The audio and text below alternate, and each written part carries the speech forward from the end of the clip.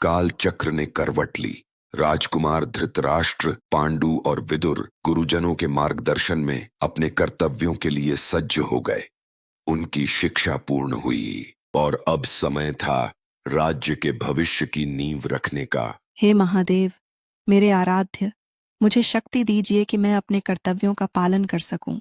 मेरा जीवन धर्म और त्याग के मार्ग पर अग्रसर हो। गंधारी, तुम्हारी तपस्या से मैं प्रसन्न हूं।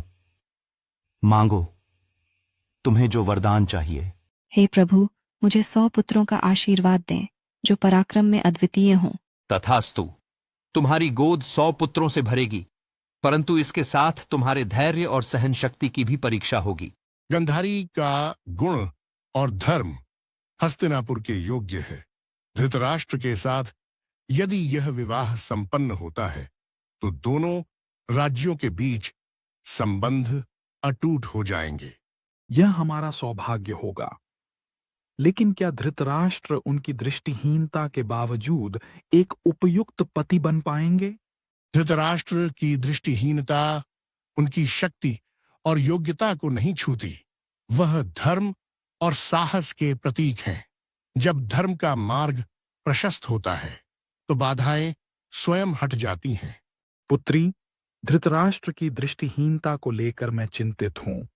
तुम्हारा जीवन कैसा होगा, यह सोचकर मेरा मन व्याकुल है। पिता, यदि यह मेरा भाग्य है तो मैं इसे सहर्ष स्वीकार करती हूँ। मेरे धर्म और कर्तव्य के आगे किसी भी बाधा का कोई स्थान नहीं। गंधारी ने अपने पति के कष्ट को अपना बनाने के लिए अपनी आंखों पर पट्टी बांध ली। यह त्याग और धर्म की अद्वितीय मिसाल थी।